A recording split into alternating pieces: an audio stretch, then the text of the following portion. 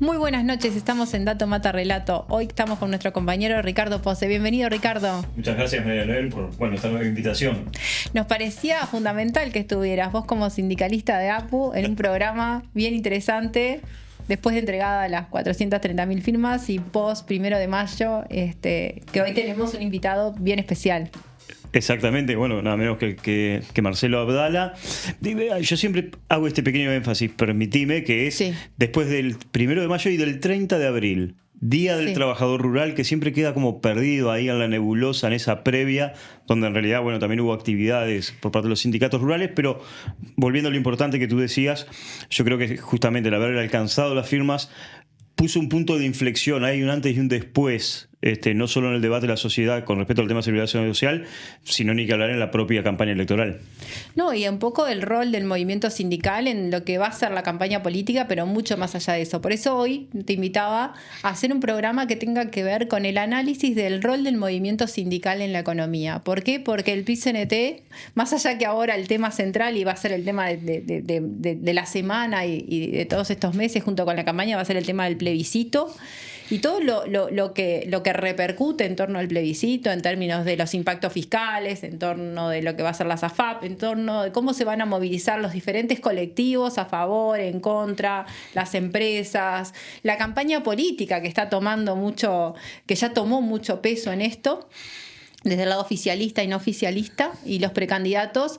Es cierto que el movimiento sindical en Uruguay es uno de los actores más relevantes que tiene el país en la construcción política, pero también en la construcción económica. Y esto no podemos perder nunca, que es un programa de economía, y lo que nos gustaría un poco analizar es un poco en toda esa trayectoria que ha tenido el PIT-CNT desde su central única, y también con lo que ha sido la trayectoria del Instituto Cuesta Duarte, y que en estos últimos 4 años ha sido súper importante en la generación de información y de análisis para contrarrestar un poco el bombardeo de esta información que tenemos. Pero antes de empezar, no podemos dejar de mencionar que la semana pasada estuvimos hackeados. Así que nosotros, este programa es grabado, en algún momento vamos a llevar el programa en vivo, estamos planificando eso, pero todavía no sabemos bien cómo vamos a salir en el programa, pero otra vez más, por segunda vez, están hackeado el canal de YouTube de Caras y Caretas. Entonces ninguno de los programas, ni Legítima Defensa, ni Legítima Defensa Segunda Dosis, ni Macondo, ni Dato Mata Relato están pudiendo salir, así que para nosotros es un golpe, pero también es un reforzar el esfuerzo de seguir trabajando, de salir, y de la importancia que tiene nuestros medios y nuestros programas en la difusión de información, en el análisis y del poder traer otras perspectivas y otros temas que no siempre están presentes en los medios comunes. Y también nos han llamado atención a que la mayoría de las veces nos están pasando estas cosas tremendas en estos últimos meses, que no saben el esfuerzo que tiene desde el punto de vista de los recursos, desde el trabajo de los equipos de Caras y Caretas, sino que también tiene muy poca repercusión en otros medios que cuando que hay una solidaridad necesaria, ¿no? O una difusión necesaria. Pero bueno, ese es un tema que tenemos presente. Sí, yo creo que no va a ser, perdonen que no sea muy optimista, el último hackeo. Nos tenemos que acostumbrar. Va a haber que acostumbrarse, pero yo quiero empezar por donde vos terminaste. Porque en estos tiempos que corren, no debería deparar muchas sorpresas este tipo de ataques, de hackeos, de silenciar ciertos planteos de determinada prensa, que apostamos a una prensa alternativa, a poner arriba de la agenda temas que a veces se soslayan. Yo creo que a veces nosotros somos como el aguafiestas, ¿no? Que en el medio de una buena parte de la sociedad que de repente está viendo en qué termina Gran Hermano, nosotros aparecemos con estos temas. Pero la preocupación tiene que ver con esto otro, tiene que ver con aquel poema de Bertolt Brecht, ¿no? Cuando se llevaron a mi vecino no me importó porque yo no era judío, cuando se lo llevaron a fulanito que era comunista no me importó porque yo no era comunista. Y de alguna manera otros medios de comunicación que andan en la vuelta, que nosotros no estamos por supuesto ni que pidiendo ni que exigiendo que de alguna manera tomaran cuenta de esto, pero sí una mínima mención de que hay algunos medios que efectivamente, que yo sé que a veces como medio nosotros somos un problema para otros medios, pero bueno, esto no es un elemento aislado. Es decir, yo creo que cuando vos pasás determinadas barreras, ponés arriba de la mesa algunos temas, bueno, estos ataques son esperables. No deseables, pero son esperables y bueno, y creo que lo que vos decís, en realidad esto no hace más que reforzar la manera de que vamos en el buen camino, digamos, ¿no? Por aquello también de, apelando a la escritura, ladran Sancho, señal que cabalgamos. Ahora, voy a hacer una reflexión de algo que mencionaste, no deberíamos ser un problema para otros medios. Bueno, lo que pasa es que, yo creo que esa historieta del periodismo objetivo e independiente está muy lindo para un curso en la FIC. O para algunos temas. Para el curso. No, pero yo siempre rescato esto. Una cosa es la independencia de los trabajadores, que sí la deben tener, y la independencia de los medios con respecto a los grupos políticos y de poder económico. Sí. Pero otra cosa es la subjetividad que vos tenés. Por algo nosotros tenemos con algunos temas mayor sensibilidad que con otros, ¿no? A mí no se me ocurriría, ojo, capaz que esto es un chiste, tendría que hablar en términos de ingresos, pero no se me ocurriría hacer un programa periodístico con la previa de Gran Hermano. No tengo una sensibilidad para eso, más allá de que como trabajador de los medios de comunicación lo pudiera pensar. Pero además hay una subjetividad de determinados... ¿No nos llamarán a los dos para eso? No te veo. Le veo más chance a Julieta, pero tampoco la quiero denigrar. Pero hay medios de comunicación que, a ver, hablemos en plata, son los medios escritos, son los órganos de difusión de grandes poderes económicos y políticos. Con lo cual a mí no me sorprende. Lo que sí digo es, guarda la barra, porque en algún momento esos medios no están exentos de que puedan ser ataques de repente de otras cuestiones. ¿Será forma de hackeo? ¿No será forma de hackeo? ¿Será forma de quitar publicidad oficial? Se verá las mil formas. Lo que importa es que en las definiciones, en la editorial periodística que vos definís, haya una línea coherente sabiendo que te vas a encontrar con este tipo de cosas. Y vaya si Marcelo Abdala podrá hablar de cuando no un trabajador define dar el paso de organizarse con sus compañeros de trabajo, las dificultades que hay otras que hackeos. Mortales. Nosotros esa discusión, ¿sabes?, del tema del periodismo independiente o no independiente, la hemos dado hasta en este programa, ¿no? Porque al ser un programa de economía y que a veces es lo menos simpático en algunos temas o más duro, con Leo hemos discutido también, porque bueno. Sí, ¿cómo armamos nosotros no libretamos el programa, pero vos sabés que cuando se prepara el programa se intercambian ideas, se intercambian conceptos, se intercambian preguntas, se intercambian perspectivas hasta de quiénes invitamos y cómo. Esas discusiones las hemos tenido. Lo que sí tenemos claro es que nosotros trabajamos en un medio en el cual nadie controla antes lo que vamos a decir. Sí tenemos responsabilidad por los temas, sí tenemos una rigurosidad que cada uno de los profesionales tenemos por nuestro trabajo, más allá de algún error, como yo que me equivoqué el día del 26 de marzo. Lo peor es que mi vida ha cambiado. No fue tan grave, dentro de todo. Sí, no fue tan grave. Me dio mucha gracia. A vos te lastimó. No, ¿cómo que no me lastimó? Porque aparte yo viví mi Pero nadie, yo tampoco me di cuenta, nadie se dio cuenta. Dije, dije, ¿cómo hacen un acto del 26 de marzo al 27? Y no lo manifesté, porque si no ahí me hubieran corregido con tiempo, pero fue muy gracioso cuando el director Alberto Grillo, digo, yo que me equivoqué el día, y me dice, bueno, no es para tanto, ¿no? Yo tengo un comentario al respecto sobre el tema del hackeo. Por algo no lo hackean a ellos, sí, básicamente. Porque si no, pues, Canal 10, 4, 12... A mí una reflexión con esto que decía Ricardo es de que no nos mencionan o que no nos dicen es porque somos ¿por qué deberíamos ser un problema? No deberíamos ser un problema. Podemos tener opiniones distintas, podemos discrepar. El problema es cuando a veces las cosas que decimos están mostrando que hay otros medios que pueden distorsionar la información. Me parece que ahí está el problema. Eso sería lo grave. Yo siempre pongo el ejemplo en economía, voy a un ejemplo de economía, estamos acá, el ejemplo de los datos oficiales acá y de la inflación. Por ahora, en Uruguay, cuando uno va a mirar el dato de la inflación, te puede gustar cómo está armado, cómo no está armado, pero son datos que nadie discute su construcción. Uh-huh. Cuando vamos a analizarlo, sí, tenemos que ver las metodologías, la línea de base, qué están diciendo, qué no están diciendo, y podemos tener interpretaciones distintas. Uruguay hasta ahora, en la mayoría de los datos oficiales, siempre se ha manejado de forma bastante rigurosa. Si bien no estamos mejor que hace 10 años. Pero lo que pasa es cuando vos distorsionás una información. Y bueno, parte del tema que tenemos hoy, que tiene que ver con el movimiento sindical, que tiene que ver con la realidad laboral, que tiene que ver con algunos datos y con algunos hechos políticos que están pasando, tienen mucho que ver con este manejo de la información y qué saco o no de titular, ¿no?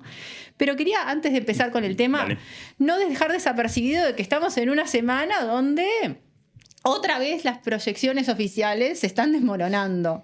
Tenemos caída de actividad, tenemos aumento del déficit y tenemos un tipo de cambio real que mejoró un poquito, pero ¿sabés qué pasó? Mejoró solamente por Argentina, porque Argentina está más complicada. Así que, ¿qué campaña se viene, no? ¿Qué año vamos a pasar? Nuestros mejores 5 años van a terminar mejor que los primeros 4. Sí, claramente hay una agenda que ya está establecida en el debate y yo creo que además una de las preocupaciones que ha generado en algunos dirigentes políticos el haber alcanzado las firmas es que de alguna manera les obliga a corregir el libreto, ¿no? Yo creo que más allá de estas reacciones medias inmediatas que hubo cuando se enteraron que habían salido las firmas, también está un poco esto de decir, bueno, en realidad también nos cambiaron el libreto, nosotros veníamos con una serie de temas de debate que, a ver, convengamos, en realidad era una campaña que venía bastante fría, ¿no? Y con muy poca profundidad de agenda temática, ¿no? En todos los sectores, además, ¿no? Este es un corte horizontal que se da en todos lados. Bueno, este tema de las firmas de alguna manera volvió a poner en el tapete un tema central, como es el tema de la seguridad social, al que claramente, bueno, van a tener que aparecer otros temas que necesariamente yo aspiro, sin mucho convencimiento, que por lo menos no sean temas que empiecen y mueren en las consignas, ¿no? Porque, bueno, claramente va a estar el tema de seguridad, va a estar el tema de la pobreza infantil en los distintos relatos de todos los actores políticos, porque lamentablemente un drama social también se convierte en botín político y en un punto de la agenda política. Y otros temas que veremos, mientras veamos, como vos decís, bueno, cómo se va a venir desarrollando esta economía, si es cierto que van a aparecer algunos pesos más o pesos menos, que siempre aparecen. Esto pasa como con las intendencias, ¿no? El último año de gobierno de la intendencia aparecen obras por todos lados, ves calles levantadas por todos lados y a veces con la economía uno tiene la sensación de que pasa algo parecido, más allá de que en realidad a los sectores que realmente no la están pasando nada bien, no ven ni por asomo las posibilidades de mejoras y que además que la campaña electoral o el cambio de gobierno vaya a ser un cambio sustancial en su cotidianidad, por lo menos en estos meses de campaña electoral. Bueno, esperemos ahora que peguemos un salto, ¿no? Y empecemos a escuchar un poco lo que son ideas, propuestas con más claridad, ¿no? Algunas propuestas a mí me ponen un poco nerviosa, ¿qué querés que te diga? Esto de tener una segunda ola de reformas. Un segundo piso. Un segundo piso de reformas. ¿Qué querrá decir, no? Porque ya con las reformas o las no reformas que tuvimos, porque si algo que no tuvo este gobierno fue reformas. Lo que fueron sacadas de derechos, desarmados, idas para atrás, pero mantuvieron la mayoría de los sistemas iguales, tributario, mismo hasta la reforma de la seguridad social fueron cambios en derechos, no hubo una reforma sustancial del sistema, se profundizó un sistema ya existente, y después en los más diversos campos, en realidad lo que hubo acá fue una pérdida en lo que es la institucionalidad, en lo que son los derechos, en las mayores dificultades y tampoco se lograron nada en las grandes consignas del gobierno como había sido en su momento el déficit fiscal, como que el déficit fiscal es un objetivo en sí mismo.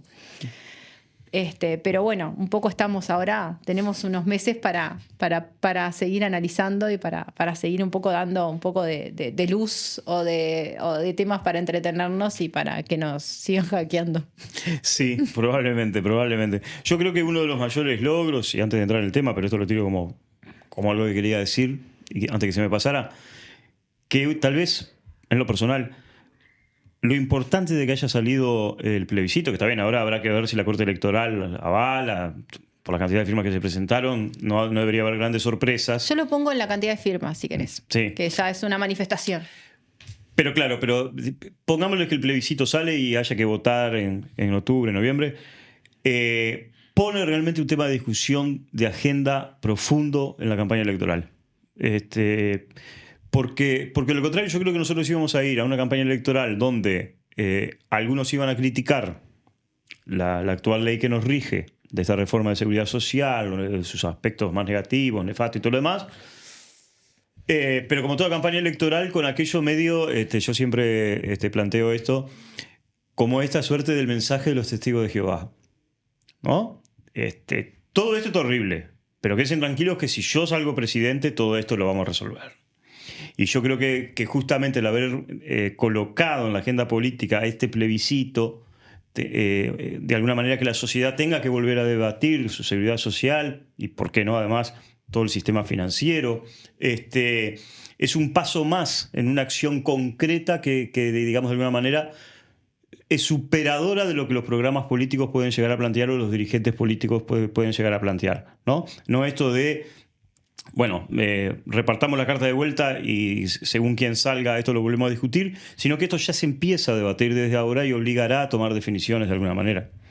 Una realidad que tenemos es que en lo que es la política uruguaya hay temas que es como un consenso de que son importantes. Nadie te va a hablar de que no es importante el crecimiento y que Uruguay tiene un problema con el crecimiento. Nadie te va a decir que el empleo es un problema y que tenemos siempre una agenda de empleo, temas más general. Nadie te va a decir que el tema de la pobreza infantil no tiene que ser una prioridad. El problema después es cómo entre los diferentes partidos políticos o las distintas opciones y después a la interna de los sectores, cómo llegamos a propuestas que puedan trabajar hacia ese crecimiento. Si llegar a ese crecimiento es una opción de desarmemos todo, dejemos el libre mercado, que en algún momento, no sé cuándo, va a llegar y algo te va a llegar y mientras esperáis seguir perdiendo, mientras las corporaciones siguen acumulando dinero, el caso de Argentina, el extremo absoluto de la pérdida de derechos, del deterioro económico, social y de la pobreza y de la violencia hecha política pública, es uno. Y después también en las opciones mismo que se va a plantear dentro de la misma izquierda, ¿no? Es cierto que ahora, con las dificultades que tiene el plebiscito en los términos de la fiscalidad, que son una realidad, que Uruguay va a tener Uruguay va a tener un desafío fiscal en la próxima administración seguro, en cualquier escenario, con plebiscito o sin plebiscito, porque Uruguay está creciendo poco y nada. Uruguay va a llegar aparte con un déficit fiscal igual o peor que en el 2019, con mucho más endeudado, pero además con un recorte institucional que le permite hacer muy poco de políticas públicas. Entonces los problemas sociales se vienen acrecentando, tenemos un mercado de trabajo muy deteriorado y tenemos una cantidad de temas de agenda para resolver, y también nos cortaron muchas de las posibilidades de crecimiento y de agregado de valor. Entonces el desafío en lo fiscal está presente. El resultado del plebiscito va a poner un nuevo piso de discusión de desafíos y bueno, en realidad ahora, más allá de la primera respuesta en Twitter que han tenido todas las distintas opciones, y bueno, va a haber que creo que todos los actores van a tener un desafío interesante en cómo se incorpora, porque aparte va a quedar muy poco plazo, ¿no? Porque el plebiscito va a ser con las elecciones y después van a haber pocos meses, ¿no? Además del resto de los temas de discusión de los plebiscitos que se están dando, pero es cierto que hay 430.000 firmas. 430.000 firmas. El dato más importante, me parece, es que trasciende a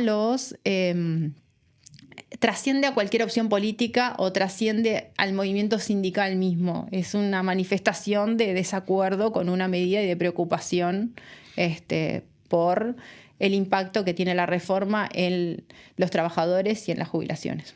Sí, además, bueno, si querés, mirá, yo creo que justamente hablando en términos económicos, ¿no? La importancia del movimiento sindical, no solo en Uruguay, sino a nivel mundial, tiene que ver con esta cuestión tan matemáticamente fácil de darse cuenta, que cuando hay un emprendimiento laboral, claramente los costos desde el punto de vista empresarial o patronal, son unos si tiene trabajadores no organizados que si los tiene organizados, donde de alguna manera ahí se ve en esa constante realidad de tener que pelear, cosa que no quisiera ningún empresario, justamente esa monedita de cambio que es el salario de los trabajadores, más allá después de todo lo que tiene que ver con los derechos adquiridos, las condiciones de trabajo y todo lo demás. Pero siempre la constante esa de capital trabajo, el salario que está allí, es un tema que sí, en términos económicos, yo creo que el movimiento sindical, por un lado,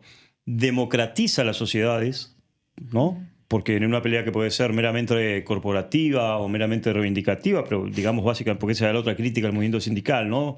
Que es una corporación, es un movimiento corporativo como los hay otros. Claro, como lo tienen las cámaras empresariales, como lo tienen otros sectores de la sociedad. El problema es que cuando me molesta el otro es corporativo y yo no, ¿no? Sí, una claro. cosa así, ¿no? En una cosa que sí creo que es llamativa y que es un debate que se viene dando además en todo el mundo, como si desde la época de los mártires de Chicago para acá no hubiera pasado nada, ¿no? Por ejemplo, yo la otra vez escuchaba un programa en España, además de dos españoles bastante veteranos, que uno decía un poco aquello de Talvi, ¿no? Un empresario o un amigo. Depende cuál. No. Y el otro le decía, está bien la existencia de las empresas, pero capaz que lo que los empresarios tienen que entender, que no existen empresas sin trabajadores. Uh-huh. Total. Y perfectamente podían existir empresas sin empresarios. Sí. ¿No? Y bueno, ahí ellos estaban dando a la manera muy española de darse como se dan. Pero lo que quiero decir es que están resurgiendo en el mundo nuevas discusiones que en realidad en Uruguay nosotros deberíamos, así como decía don Jorge Valle, cuidar las joyas de la abuela. Y una de las joyas de la abuela de la sociedad uruguaya es justamente su movimiento sindical, ¿no? Que a mí me gusta hablar de movimiento sindical y de plenario sindical, me van a perdonar esta digresión de no central sindical en Uruguay, movimiento sindical, plenario sindical. Está bien, buena pero que es una de las joyas de la abuela de la sociedad uruguaya, porque creo que efectivamente, y esto de la juntada de firmas lo ratifica una vez más allá de, no me gusta decirlo, pero más allá de lo corporativo, de la lucha corporativa, la defensa del salario y el empleo, también genera estas inyecciones también de otros temas en el seno de desarrollo democrático de la sociedad. Y para hacer corporaciones de las más amplias, ¿no? Por supuesto. Entonces, un poco justo con ese concepto es el que resume el programa que queremos proponerles hoy, junto con Marcelo Abdala, con el Turco Abdala, post discurso de 1 de mayo, post entrega de las 430.000 firmas y en vistas de una campaña electoral que va a estar muy entretenida, muy divertida y donde creo que el movimiento sindical, más allá de las discusiones que podamos tener y de las preocupaciones que dentro del ámbito económico estamos con el tema fiscal, que son reales, y del mercado financiero también, ha puesto una vara un poco alta en el desafío de la creatividad de la política pública, eso sin lugar a dudas, y en lo que va a ser la discusión del modelo de desarrollo país. Pero es cierto que el movimiento sindical uruguayo tuvo un rol fundamental en la economía uruguaya, en la política, en la sociedad, en la construcción de institucionalidad. Por eso a mí cuando dicen corporativismo del PCNT me parece ridículo, porque en realidad es la manifestación contra otros corporativismos que sí son los negativos. Pero siempre tiene un aporte a la organización de los trabajadores, a las reivindicaciones de los trabajadores, pero también en temas fundamentales que hacen a los derechos y a la cohesión social. Y eso es una de las grandes joyas de la abuela, como decís vos, fortalezas institucionales que tiene el Uruguay. Y a pesar de los vaivenes y las diferentes etapas que cualquier movimiento o cualquier agrupación pueden tener, porque no se puede estar siempre bien, nunca perdió su unidad, nunca perdió su fortaleza, nunca perdió su identidad y nunca perdió su capacidad de estar presentes en los temas que importan, en la defensa de los derechos, en las necesidades de los y las trabajadoras y en la realidad del trabajo y del empleo, así como en aspectos fundamentales de la sociedad y de la economía. De esta forma, el 1 de mayo tiene el símbolo de ser un día fundamental de reivindicaciones, ¿no? Pero que tiene en el centro el movimiento sindical como un actor fundamental y relevante y con mucho peso y trayectoria y que lo va a seguir teniendo. En un contexto relevante, que son las elecciones y la campaña, nos parecía fundamental que además de este agregado del plebiscito, la realidad del mercado de trabajo, la nueva agenda laboral, la nueva agenda sindical necesaria, que son las nuevas formas de trabajo, la reducción de la jornada laboral, el tema de la productividad, los desagregados de valor enormes que se dan dando a nivel de las economías en general y que muchas de las grandes economías están tratando de combatir con dificultades, pero acá se apoya a que se generen estos agregados de valor.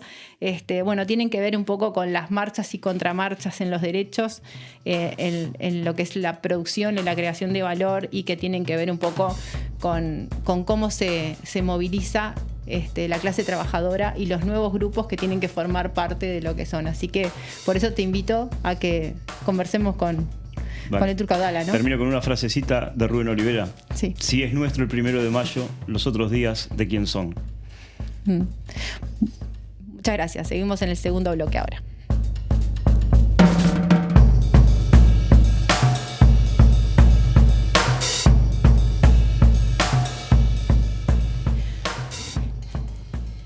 Estamos en esta segunda parte con Marcelo Abdala, con el Turco Abdala, hablando de la trayectoria del movimiento sindical en la economía. Después de esta respuesta de las 430.000 firmas del plebiscito. Bienvenido, Marcelo, muchas gracias. Un gusto, mucho gusto y muchas gracias por la invitación. Estamos en el día después, del 1 de mayo, la semana después. Nosotros este programa lo tenemos grabado, entonces estamos reciente de tu discurso de ayer, pero salimos el lunes de noche, y estamos en plena movida de lo que va a ser el impacto de el haber llegado a estas 430.000 firmas que confirman básicamente el plebiscito. Pero aprovechando la instancia, y que es el tema de más debate en esta semana en la prensa y en la economía del país, que también terminan tapando otras realidades de, por ejemplo, la caída de la actividad, el aumento del déficit fiscal, la dificultad en términos de nuevo del tema cambiario, y ni que hablar si profundizamos en los indicadores sociales, de la importancia que tiene el movimiento sindical en lo que es la conformación de la economía uruguaya. Porque por la conformidad, por estar presente en la mayoría de los temas, entonces nos gustaría abordar la entrevista, tomar cosas del discurso, de este discurso que fue tan significativo, y del momento, para conversar desde esa lógica, un poco trascendiendo más. Y bueno, acá tenemos a Ricardo, que aparte siempre fue dirigente de APU, entonces nos parecía súper importante un enfoque de esa lógica.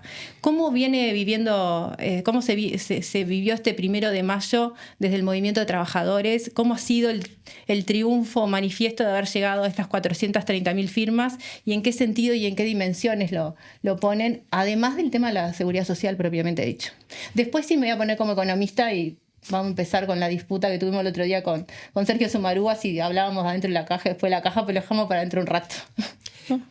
Bueno, yo creo que este 1 de mayo es parte de la síntesis del proceso previo que básicamente implicó un diálogo masivo del movimiento sindical y popular con la población a los efectos de que firme para que el pueblo decida el último domingo de octubre, digamos, porque el 1 de mayo no se preparó en los días que se desarrollaron desde el 27 de abril hasta el 1 mismo. Es como que una gran movilización recoge a su vez el estado de ánimo tan hermoso, digamos, conquistado con la recolección de firmas, ¿no? Entonces, nosotros no paramos de agradecer. De hecho, lo primero que se estableció en la movilización es un comunicado de la Comisión Nacional que encabezó la recolección de firmas y que agradece al pueblo y agradece a la militancia. Y yo creo que, en cierta medida, el 1 de mayo fue tan numeroso, tan participativo, porque la gente conquistó en su acción bríos importantes para participar masivamente en la movilización. Para mí hay un mismo proceso en la recolección de firmas que simultáneamente fue la preparación del 1 de mayo. ¿Cómo sigue el proceso en la campaña electoral? Bueno, ahora, como decíamos ayer, estamos esperando que la Corte Electoral confirme lo que ya sabemos, y es que las firmas están para que haya plebiscito.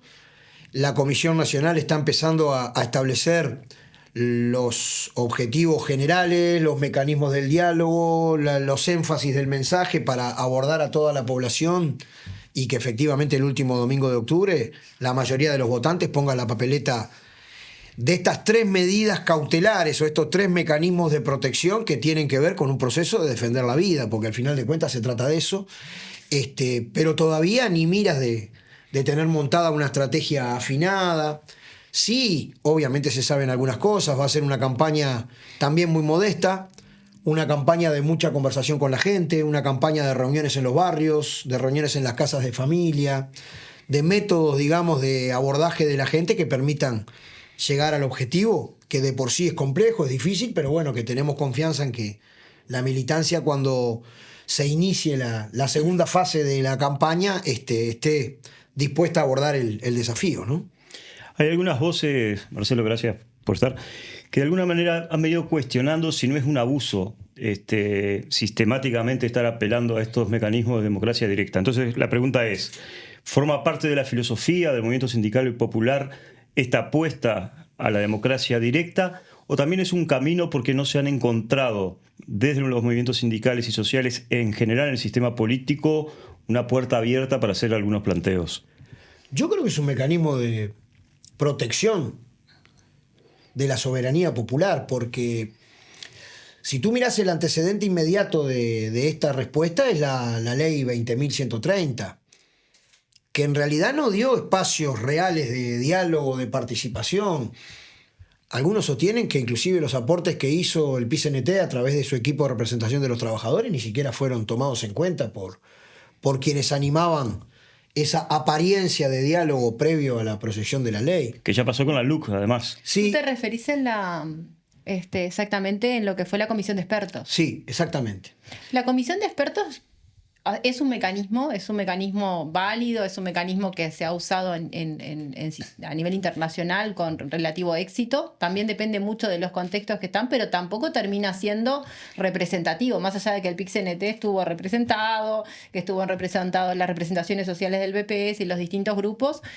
Y además, cuando hubo un informe que estuvo en contra de quienes de alguna forma lideraban desde el oficialismo esa comisión, se terminó ahí la comisión y siguió adelante, ¿no? Ellos la enlentecieron, en muchas etapas, digamos, y especialmente a partir de que nosotros llegamos a las firmas para impugnar 135 artículos de la ley de urgente consideración, prácticamente no la convocaron más. Y además una comisión de expertos no es lo mismo que un diálogo social institucional donde las partes van con posiciones de organización, de sector social, proponen, plantean, acuerdan, negocian, hacen compromisos. Es una cosa muy distinta a lo que nosotros planteamos, que tiene un nivel de profundidad mucho mayor. Cuando hablamos de diálogo social hablamos de una negociación institucionalizada con partes claramente establecidas. Si tú mirás el directorio del Banco de Previsión Social hay cogobierno. Está la administración política y está bueno que esté, pero están los jubilados, los empresarios y los trabajadores. Entonces, con una trayectoria buenísima. Con una trayectoria de participación directa en la gestión que es bien importante. Pero si tú mirás además de la forma el contenido, las AFAP se hacen obligatorias para todos los trabajadores que ingresan en el mundo del trabajo a partir de determinado momento. Se elimina una bonificación que existía para aquellos que se afiliaron voluntariamente a la AFAP y que suponía un 50% de bonificación con respecto a la parte de la jubilación que paga el BPS. Se establecen las posibilidades, se suben las comisiones de las AFAP, se establecen las posibilidades de que las AFAP te cobren comisión hasta cuando estás desocupado. Y todavía, digamos, se te cambia la forma de cálculo de la jubilación y te generan el hecho de que para sectores importantísimos de la población trabajadora tú terminás cobrando menos y aún se te eleva la edad de jubilarse a 65 años, es decir, pensar que el movimiento obrero y popular que desarrolló acciones, asambleas, movilizaciones, paros generales para informar y para poner sobre sus ejes el contenido real de esta reforma no iba a hacer nada, es una utopía, no es una cosa de no conocer el país. Entonces, yo creo que no es que haya una a priori que cada cosa que no nos gusta apelamos a un mecanismo de democracia directa, pero en algunos casos que son sumamente gruesos, bueno, obviamente que la Constitución de la República establece mecanismos en la cual se puede expresar de manera directa la soberanía popular sin intermediación de los sectores políticos y bueno, en este caso efectivamente se utiliza como se hizo en otros casos. Es decir, si hoy por hoy las jubilaciones se ajustan en función del índice medio de salario, fue también por un mecanismo de la misma naturaleza, ¿no? Yo justamente esto es como proceso político, me parece muy interesante y de movilización muy interesante. Creo que hasta debería ser un caso de estudio para adelante en el mejor sentido, ¿no? Porque entonces, por un lado tenemos las críticas a los contenidos y a los impactos en términos fiscales, que me parece que es hasta por un tema profesional, es un tema de respeto para el diálogo, para el intercambio, y que creo que ahora se va a abrir un poco esa discusión y que creo que va a ser súper válida. Pero más allá de las críticas y después de las posiciones que hay de uno y otro lado y de los diferentes grupos políticos, ¿no? La radicalidad de la propuesta es una respuesta a la forma como se procesó la reforma y al impacto que tienen los trabajadores. Se hizo una reforma en la cual el costo se pagaba solamente al lado de los trabajadores, no se tocaron ingresos, no se tocaron sistemas, no se tocaron aportes, no se revisó la globalidad del sistema y además se hizo omisión.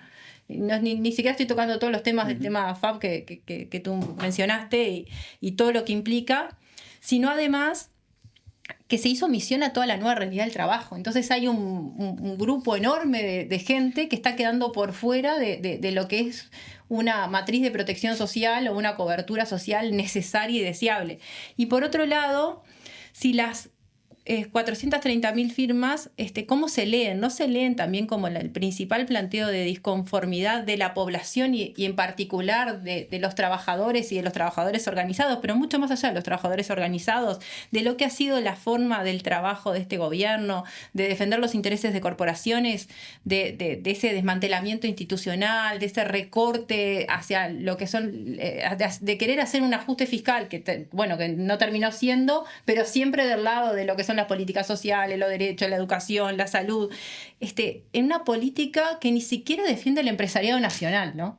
Que me parece que, a ver, ¿no tiene un poco que ver con eso? ¿Cómo lo leen ustedes? Sí, es muy posible que una parte considerable de las 430.000 firmas se estén reflejando un nivel de disconformidad con las políticas públicas aplicadas bajo este gobierno.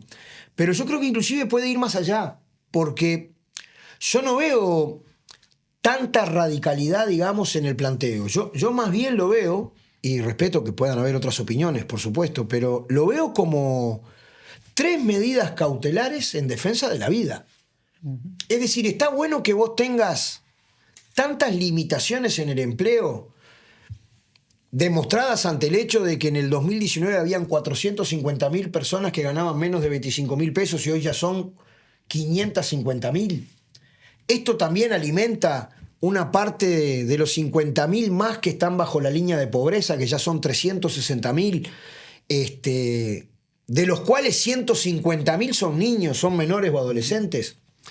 Es decir, está bueno que tú hayas adoptado una medida en la cual, en el actual nivel de inestabilidad del trabajo, si te quedás sin trabajo a los 51, 52 años, que es tan difícil reinsertarte para mantener el nivel de ingresos que tú tenías en el trabajo anterior, que hayan condenado a la gente a esperar a los 65 años para jubilarse, porque esta medida que toman va en un sentido distinto de la mini reforma que hizo, por ejemplo, el Frente Amplio en el 2009, que de alguna manera estableció una prejubilación.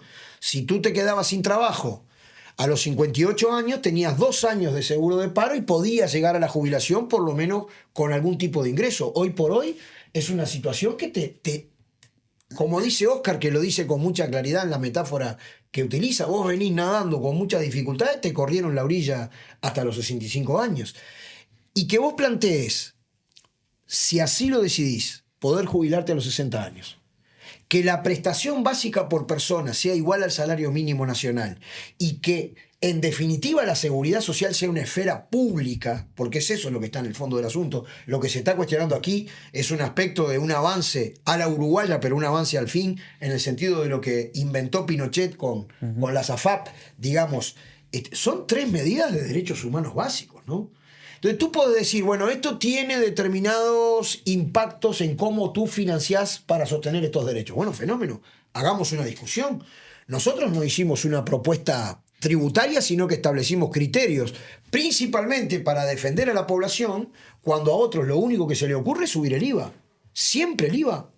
Es decir, me parece que de alguna manera no es una propuesta que pueda ser caracterizable como demasiado radical. Son 3 pilares básicos, porque la reforma integral viene después. Nosotros queremos una reforma integral de la seguridad social, que mire financiación, que mire cobertura, que mire derechos, que mire brechas de género, es decir, y que no es solamente jubilatoria, también tiene que ver con la discapacidad, está muy conectada a la salud laboral, está muy conectada a la necesidad de dar nuevos bríos al Sistema Nacional Integrado de Salud, y ni que hablar que está muy conectada con un esfuerzo por hacer más sofisticada la matriz productiva, por generar puestos de trabajo de calidad que sostengan toda la vida de la gente. Entonces, Yo realmente considero que estamos ante un caso de 3 puntos que defienden la vida, que obviamente, como toca intereses, sacude intereses, y es legítimo que todo el mundo defienda el interés que genuinamente sostiene, pero que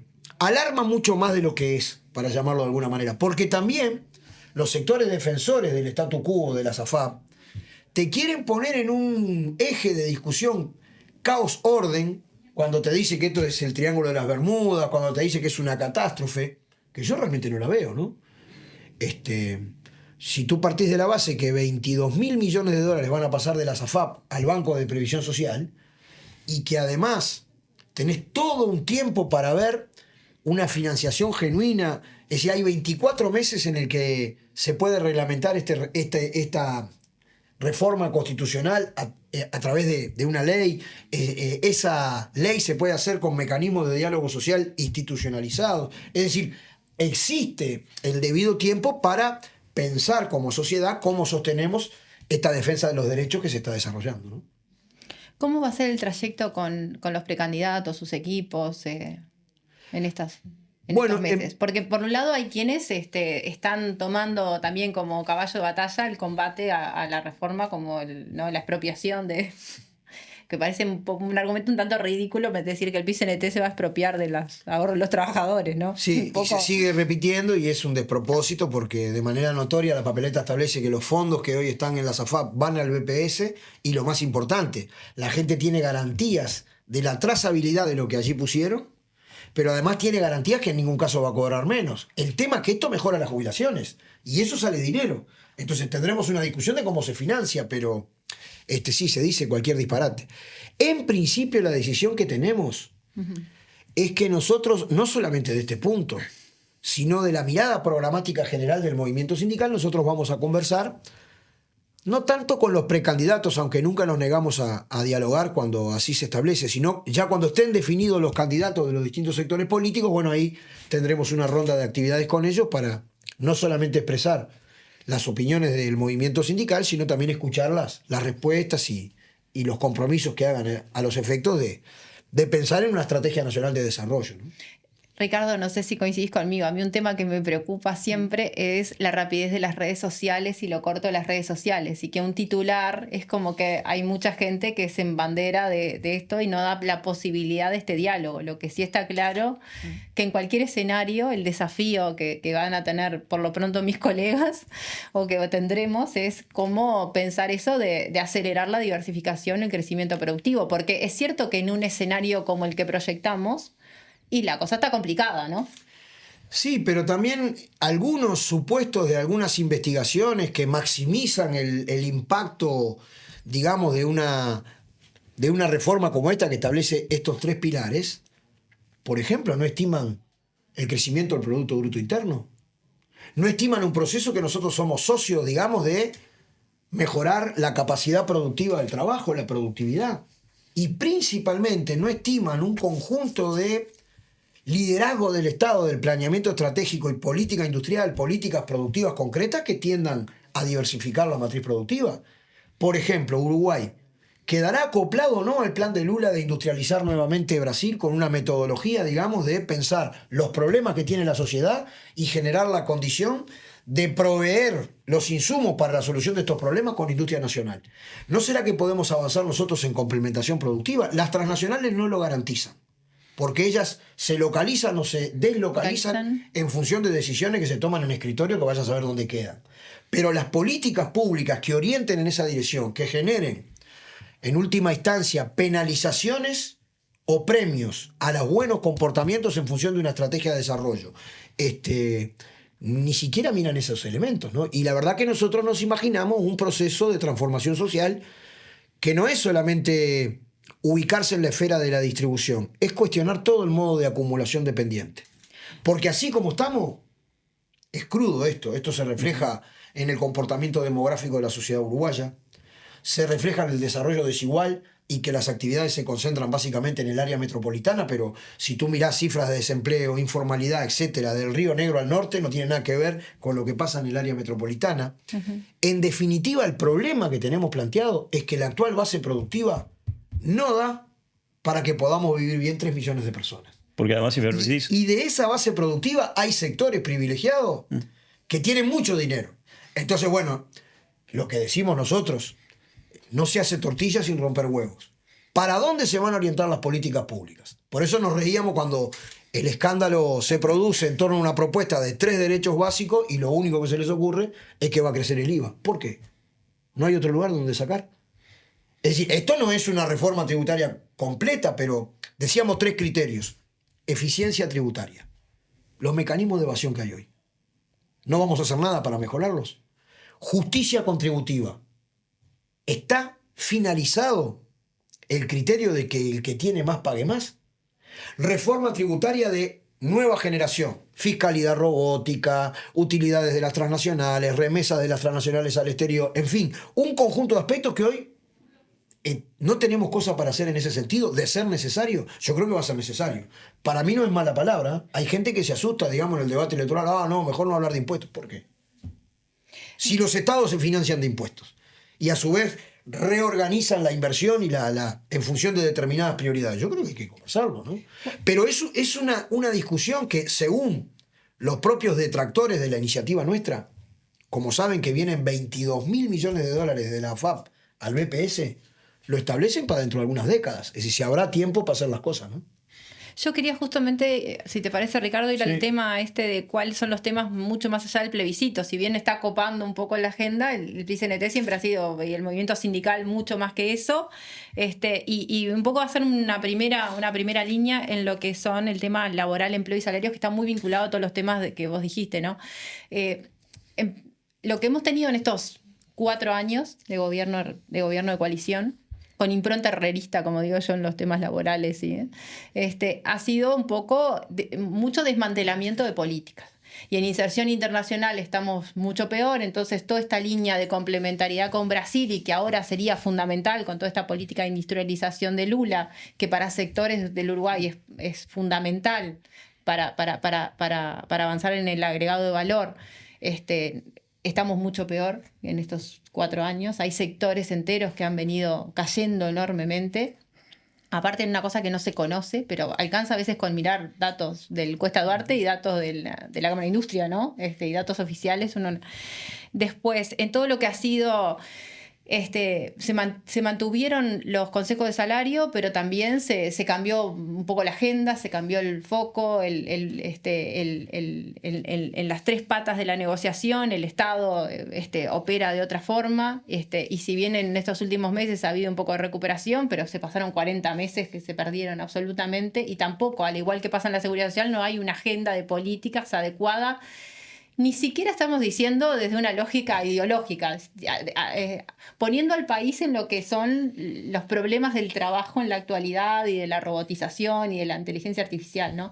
Entonces, ¿cuáles son un poco los planteos? Sé que lo que ha tenido el movimiento sindical en estos tiempos es que ha tenido una agenda bastante de avanzada y bastante intrépida, porque ha incorporado, por ejemplo, lo que son los temas de productividad, que son temas que desde el punto de vista a veces del trabajador siempre se mantenían más alejados, porque la productividad venía asociada a la sustitución del trabajo.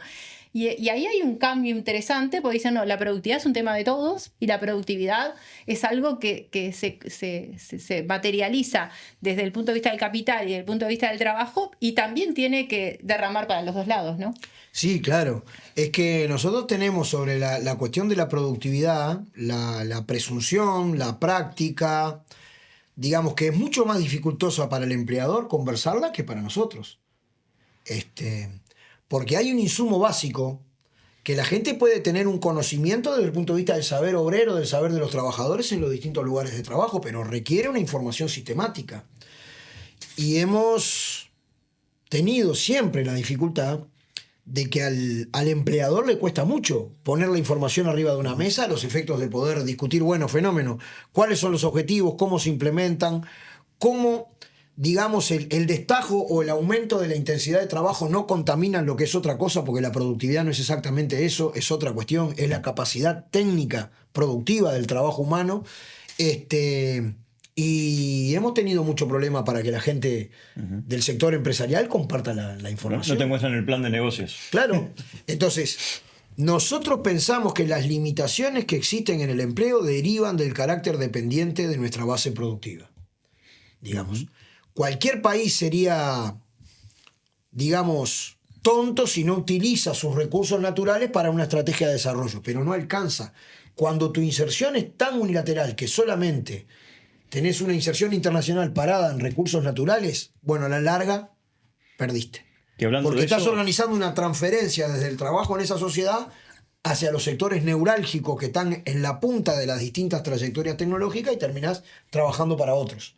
Ese tiene que ser un escalón que permita efectivamente cambiar el modo de acumulación de modo de generar trabajo de calidad. Bueno, la vida de alguna manera, en todas las crisis que tuvo nuestro país, demuestra que es una base productiva altamente volátil, altamente vulnerable y dependiente de precios internacionales que nosotros no fijamos y altamente dependiente y que no da cuenta de la necesidad del trabajo de calidad, ¿no? Entonces, en realidad, lo radical es eso. ¿Cómo cambiamos la base productiva y el modo de acumulación? Esto tiene mucho que ver también con los mecanismos de distribución de la riqueza, con el tipo de participación social, con los andamiajes, digamos, que desmercantilizan lo que nosotros consideramos son derechos humanos, desmercantilizan derechos humanos, la salud, la educación, en fin, toda una estructuración de un proyecto de país que tiene que ver con el desarrollo integral, con un centro en la gente, ¿no?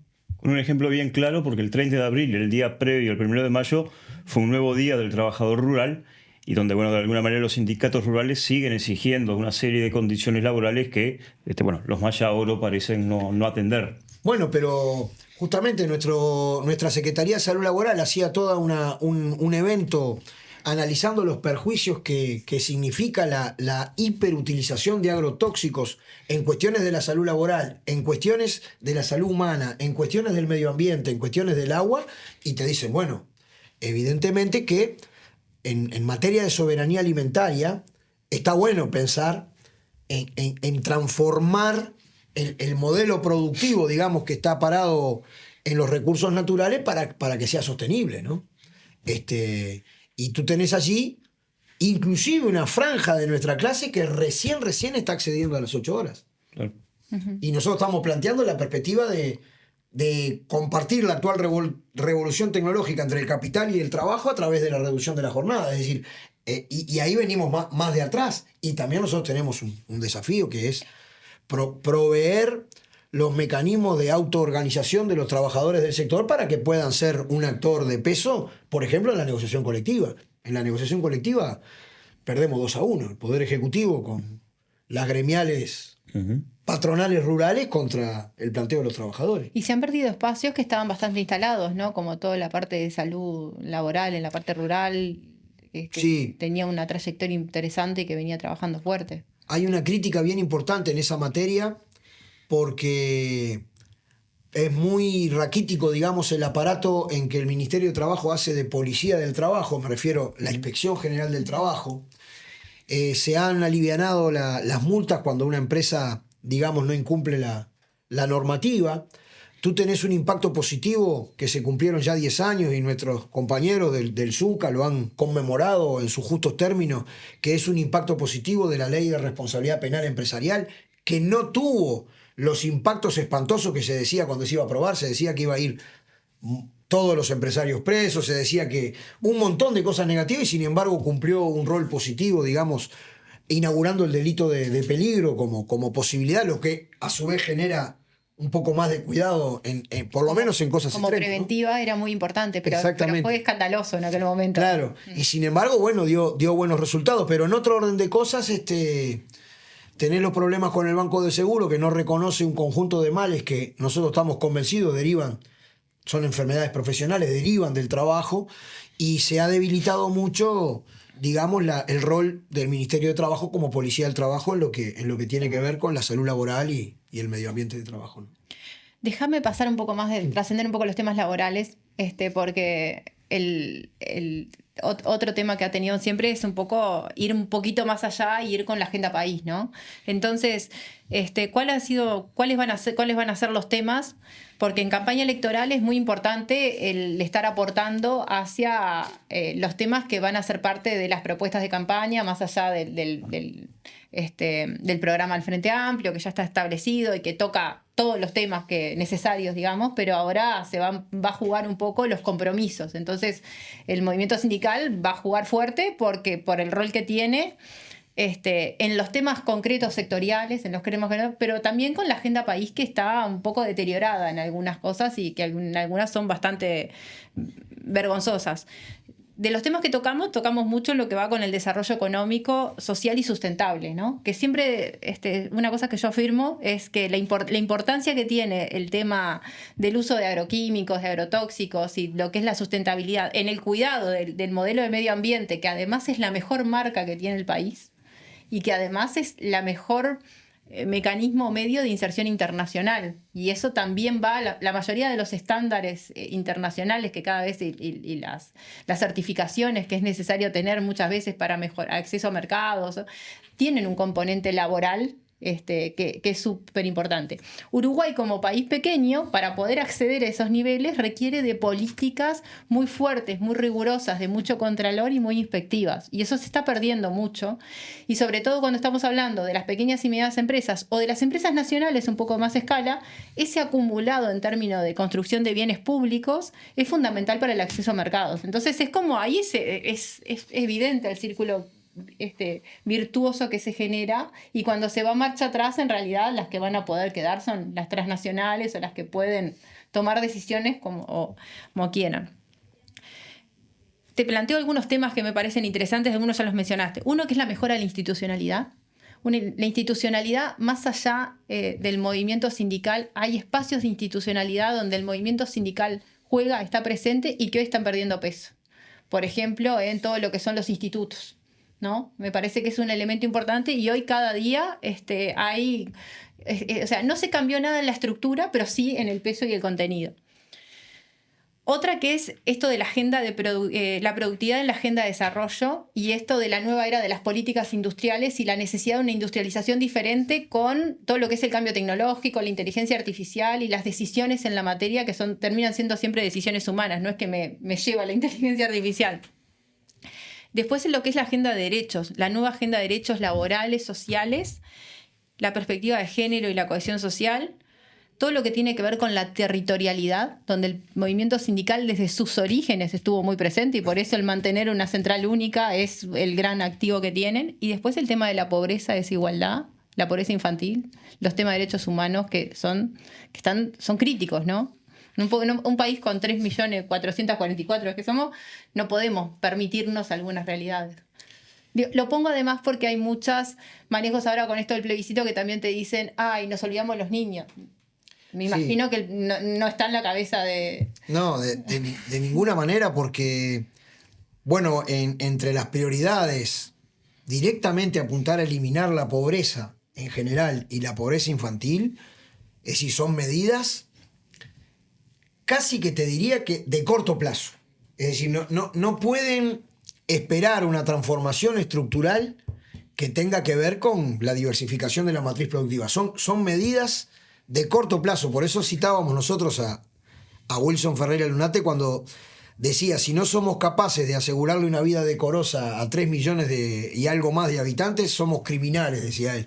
Y yo lo cité expresamente porque son elementos que hay que generar una inyección de recursos para resolverlos, pero no resolverlos tan siquiera en el corto plazo. Ahí está la articulación temporal de las políticas, ¿no? Los institutos, digamos, de el tripartismo para el desarrollo, el INEFOP, el diálogo social que nosotros planteamos en materia de desarrollo productivo, los ámbitos que promueven la investigación científico-técnica, todos los procesos que permitan, digamos, un diálogo tripartito y con participación del sistema político para establecer claves de políticas públicas que inclusive trasciendan las administraciones, para nosotros es fundamental.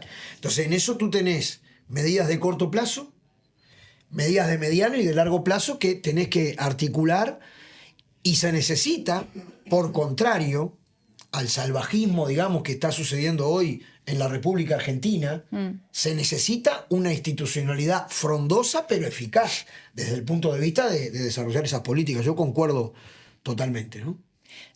Te voy a hacer una pregunta más, perdón, porque me largó el tema. Disculpa, Ricardo. Todo bien. La segunda ola de reforma que plantea el herrerismo, ¿no? Mirando a Milei, ¿no? ¿Qué reflexión te merece? Yo no quiero deslizarme nunca a la soberbia, digamos, pero ¿es posible sostener la hipótesis de que en realidad el programa de ellos, de los Maya Oro, porque nosotros caracterizamos que el gobierno actual es un representante directo del gran capital agroexportador, transnacional y financiero, digamos? La fracción que dirige desde un punto de vista de clase la coalición es esa. Y está bien reflejada en el herrerismo y su comportamiento histórico, además.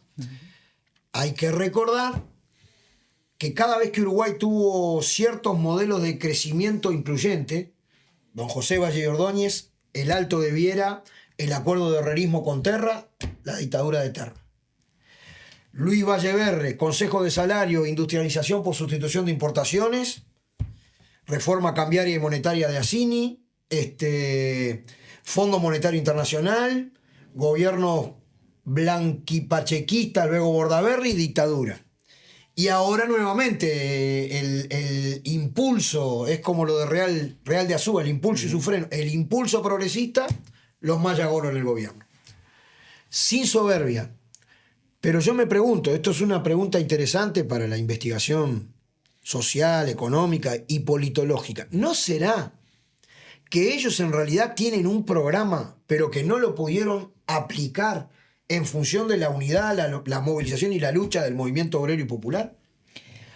Porque yo sé que, por ejemplo, los peores planteos desde un punto de vista empresarial contra la ley de negociación colectiva iban mucho más allá de lo que el gobierno impulsó en el Parlamento, que no era bueno, que nosotros criticamos, pero que en realidad ellos querían quebrar me refiero a las patronales, digamos, directamente, ¿no? Quebrar directamente, por ejemplo, la posibilidad de que el Consejo de Salario defina aumento salarial. Entonces, si esto es así, en el terreno de las disputas, de la lucha de clases y de los distintos proyectos en pugna, y obviamente que ellos en la manga tienen más cosas. Hay una realidad que es que un poco el PCNT siempre ha sido frente de ataque, ¿no? Durante los gobiernos del Frente Amplio, directamente, y durante este gobierno, y tampoco se pudo ir contra, ¿no? El tema de la formalidad del PCNT o no. Siempre hay un ataque directo hacia los dirigentes, hacia las movilizaciones, y eso tiene que ver un poco porque a veces es mucho más difícil atacar directamente derechos básicos. Entonces va un poco contra la institucionalidad, que en definitiva es el movimiento más fuerte que tiene el país, o con una unidad única. Y sí, los poderosos, en aras de defender sus intereses, atacan a la militancia obrera, sindical, en fin, porque evidentemente no están contentos con las labores. Y a veces con algunas cuestiones de desacreditación muy baratas o muy de bajo nivel, como cada vez nos caracterizamos más, ¿no? Exactamente. Y nos estamos acostumbrando, me parece que eso es lo peor. Sí, lo que pasa es que además a veces la condicionante de mantener el empleo va en contra de decir, bueno, una de las garantías de que vos sigas trabajando es, por ejemplo, bueno, la no sindicalización. Cuando vos hablabas del Consejo de Salario, yo siempre cuento la anécdota de que cuando nosotros nos sentamos con las cámaras empresariales de prensa escrita, el planteo que ellos hacían dejaba al gobierno como el discurso de la calle ahora con Milei, que se posiciona a la izquierda de Milei, porque efectivamente las patronales venían por todo, ¿no? Y ahí había una pulseada que incluso era... O sea que yo coincido contigo en que en realidad me parece que no ha habido una aplicación del programa. Pero lo que sí te quería preguntar de las ya medidas, que sería horroroso pensar que se pudieran profundizar, que tienen que ver con, por un lado, que yo sé que no ha sido para muchos sindicatos no ha sido un problema, pero que tiene que ver con el tema de la personalidad jurídica, las restricciones al derecho de huelga, las denuncias, no solo penales, sino además demandas civiles contra medidas sindicales, cómo eso ha venido impactando en la organización, básicamente, y en el fomento de la organización sindical. Bueno, hay una prédica antisindical sostenida. Hay una queja en la Organización Internacional del Trabajo de nuestros compañeros de FENAPES, auspiciada también por el PICNT, naturalmente, que critica todo el discurso y las medidas de estigmatización y persecución que han existido en ese plano. Lo que nosotros hemos criticado siendo hinchas, inclusive de la personería jurídica, porque la mayoría de las organizaciones que componen el PICNT ya tienen personería jurídica. El PICNT como tal no, porque entre otras cosas es una rara avis desde un punto de vista del encuadramiento de su organización. Es la unidad de las filiales que componen el PICNT. Sí, pero algo es plenario y convención. Claro. Es el estatuto que se forjó en el momento en que toda la clase trabajadora llegó a un pacto de unidad y es la Constitución de la República para la interna del movimiento obrero. Pero nosotros somos hinchas de la personería jurídica. Lo que sucede es que en el proyecto que impulsó el Poder Ejecutivo hay un sesgo antisindical. Es decir, si tú sos una organización obrera y no pedís la personería jurídica, perdés el descuento por planilla, que es un derecho de la organización y de los trabajadores, porque en Uruguay no hay afiliación obligatoria. Si la gente voluntariamente se afilia al sindicato, firma para autorizarle a que la empresa le descuente de su salario la cotización y se la destine al responsable de finanzas. Si el sindicato, y digo yo que soy hincha de la personería jurídica por razones éticas, digamos, es decir, está bueno que las finanzas de la organización sean de la organización, se actúe en cuentas bancarias de A2, una serie de profilaxis por la duda, digamos, ¿no? Pero si la organización sindical, como permite la OIT, que dice que tiene que ser autárquica y cada una toma la decisión que entiende, ¿no es verdad? No pide la personería jurídica, pierde el descuento por planilla. Si la organización empresarial no la tiene, no la pide, no pasa nada. Entonces tú ves hasta en eso un sesgo antisindical, porque para un caso hay penalizaciones y para el otro no. ¿Qué pasa, por ejemplo, con esto de las afiliaciones? Porque todavía se mantienen en determinados sectores, en determinados grupos de empresas, algunas dificultades para la sindicalización. Sí, en todas. Si tú estás en la actividad privada, te organizás y pones en riesgo tu trabajo. Eso es así. Digamos que hay un movimiento obrero muy adentrado en el mundo del trabajo. Nuestra representatividad está medida en estas 430.000 firmas, pero además se nota cuando hay un paro general, digamos.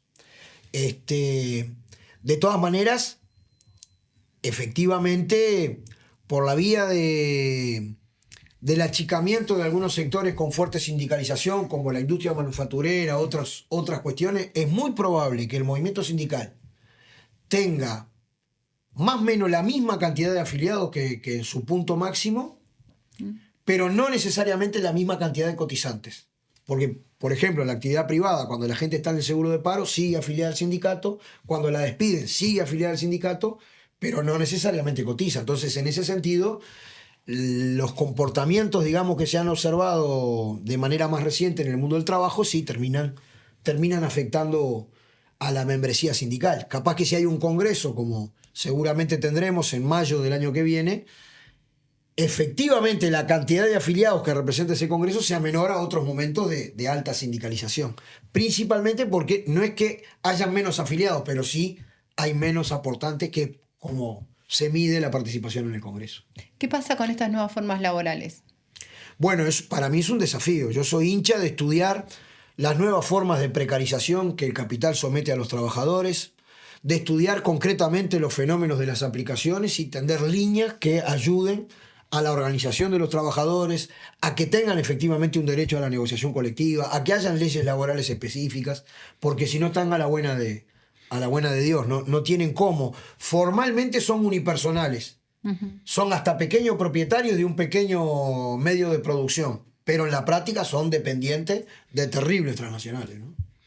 Sí, sobre todo en esta época ahora que viene como el impulso del emprendedurismo, de ser tu propio dueño, ¿no? ¿Cómo combatís política y filosóficamente esa nueva realidad? Con la organización colectiva, no hay otra. ¿No? Porque cada uno por la suya, es como decía José Enrique Rodó, el trabajador organizado es dueño de su destino, el trabajador aislado es instrumento de fines ajenos. es el sector de mayor vulnerabilidad. A veces más vulnerabilidad que sectores asalariados que están organizados y pueden hacer valer su postura a través del colectivo, de la unidad libre y voluntaria de los trabajadores, que al final es eso el sindicato, ¿no? Se ha hecho mucho marketing con eso, ¿no? De ser dueño de tu propio trabajo y termina siendo una vulnerabilidad Después tremenda, ¿no? Terminás siendo dueño de tu propio hambre. En el medio de eso, entre lo que son los tradicionales sectores industriales y que se han perdido mucho de eso y el extremo esto de las plataformas digitales, hay muchos sectores que han crecido, muchos intensivos en mano de obra que son bastante relativamente nuevos, donde hay diferentes niveles de organizaciones, pero sí se ven todavía necesidades importantes a trabajar. Me estoy hablando... De la misma manera que hubo un fuerte trabajo en lo que fue el sector doméstico, hay algunos bastante parecidos. Y si me dejas profundizar un poco en lo que es todo el sector de cuidados y todo el sector de la seguridad, por ejemplo. Condiciones laborales bastante complejas, niveles salariales y derechos bastante vulnerados. ¿Cómo están viendo ese tipo de sectores? Y que no hay otra que promover la más amplia sindicalización de la gente, ¿no? Con bajos niveles de Porque, calificaciones. claro, ahí tenés... inmensa. Gente joven con problemas habitacionales enormes, con problemas de traslados.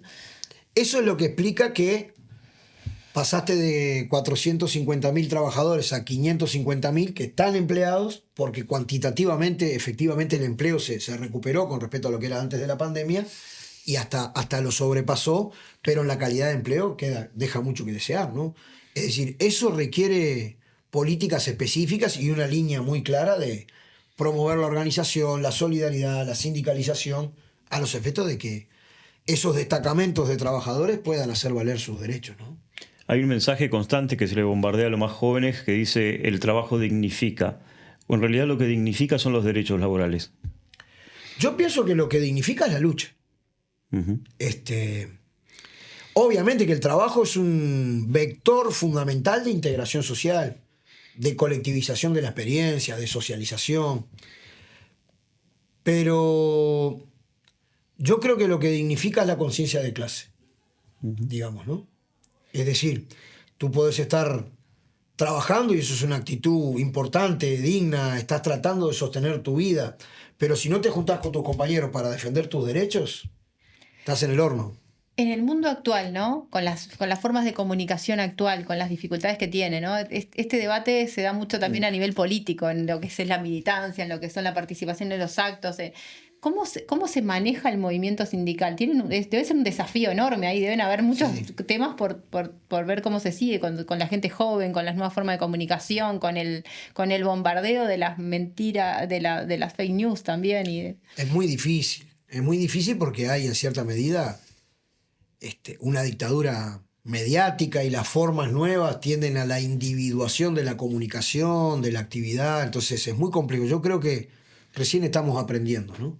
Creo en ese sentido que hay un desafío grande desde el punto de vista de la comunicación, que de por sí es masiva la comunicación interna del movimiento sindical y mucho más aún la comunicación hacia afuera, pero yo creo que estamos ahí estamos atrasados, ¿no? Se hace de repente, muchas veces aplicamos lo que podemos, fórmulas de comunicación y de difusión que todavía no reflejan el funcionamiento actual de la sociedad, que es bien distinto en ese sentido. Ayer tú planteabas en el acto unas cuestiones que para mí habla de la altura del movimiento sindical uruguayo.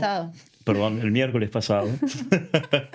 Que tiene que ver con esto que está bien, el tema de haber alcanzado las firmas, pero que tiene que ver con estos aspectos sociales que habla de cierta altura y de madurez del movimiento sindical, que tuvo que ver con esto, bueno, de la lucha por los derechos de género, la lucha contra el patriarcado, asumir de alguna vez los problemas que hay con el tema del consumo problemático de drogas, capaz que un poquito de eso.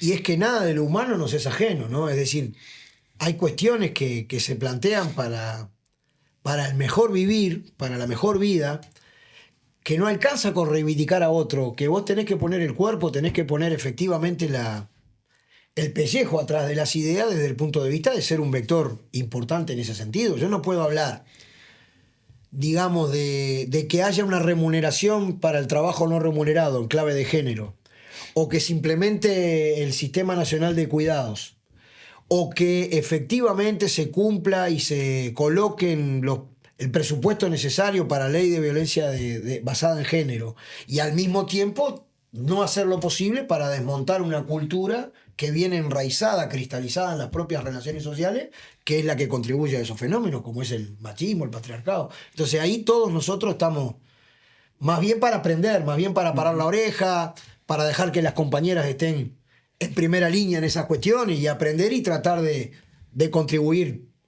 a nuestra manera, ¿no? ¿Con plebiscito o sin plebiscito? O sea, ¿cuáles serían las perspectivas del movimiento sindical, de las prioridades de cara a la próxima administración, el próximo 1 de marzo?